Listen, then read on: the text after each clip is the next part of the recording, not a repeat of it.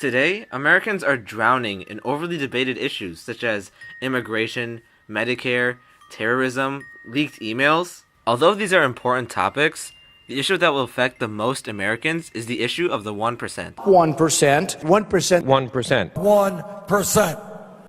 No, not that 1%. This 1%. The shining blue jewel of the United States, the Great Lakes. Truly one of the unique resources in the world. It's the largest freshwater resource in the world. There's nothing like it. Every one of us have a responsibility to do what we can to protect those waters. Really, in the U.S., we are very lucky. We have the best drinking water in the world. And in a way, I think that's allowed us to become a bit complacent about our drinking water. We take it for granted. About 70% of our fresh water is right here. Put it into scale and help visualizing just how significant the Great Lakes are. Here is a graphic of 100 water bottles, representing 100% of the Earth's entire surface. 71% of the entire Earth is covered in water. Of all that water, only 3% of it is fresh.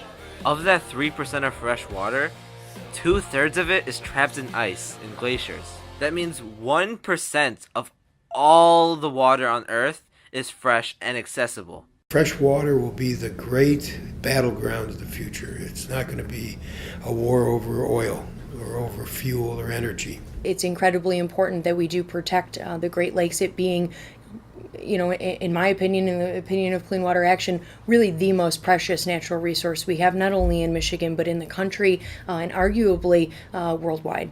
Besides the Great Lakes being such a treasured resource, it still faces many threats and complications. On the coast of Lake Huron, construction of a nuclear waste dump is underway. Located less than a mile from the water, 200,000 cubic meters of nuclear waste is being buried in porous limestone.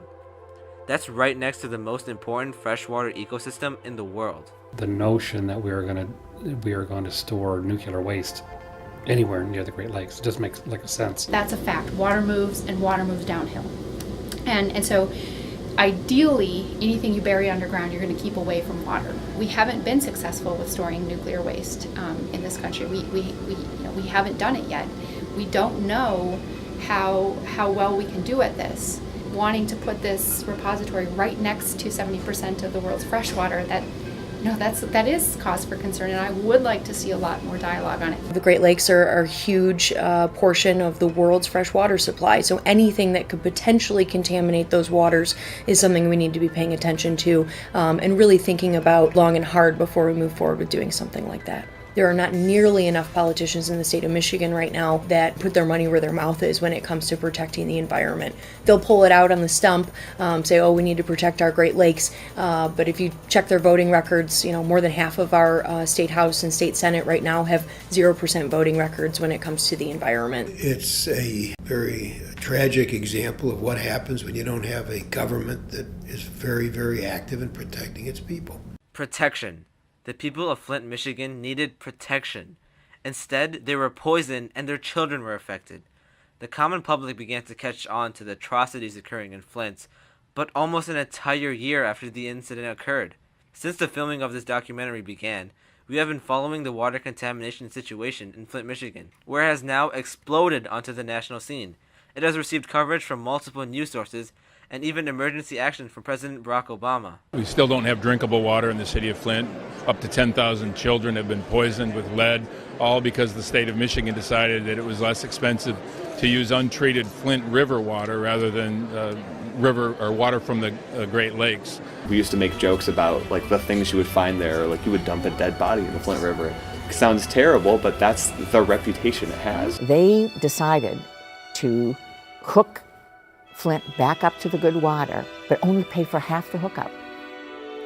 That said it all to me. To solve that immediate problem of reconnecting to Detroit water, because they disconnected from the Detroit water, and because of the chemicals they used to purify the Flint River water, it really caused a ton of problems with their old lead piping. The water was terrific right at the treatment plant, but the minute you put it in those old pipes, those chemicals were drawing that lead right out of the pipe. A person made a very short-sighted decision, supposedly to save money, to disconnect from the world's best water source, the Great Lakes, to go to the Flint River, which even General Motors stopped using because it was corroding their auto parts.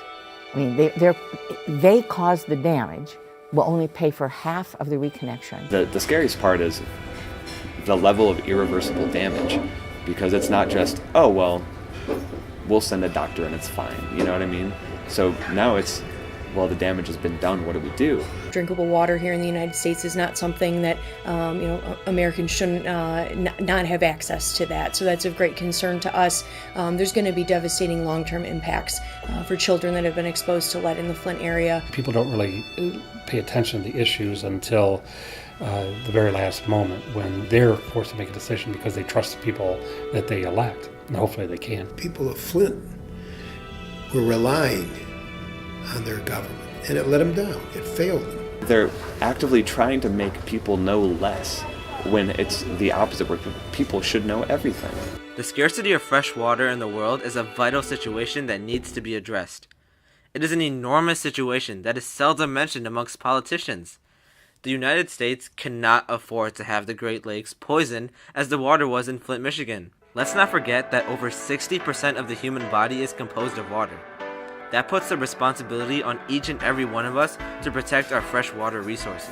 It's easier to ignore things, but then the second people started being loud about it, which is how you get things done. Now it's on the national news, now there's protests. It's not a superhero movie, and it's up to people to do something.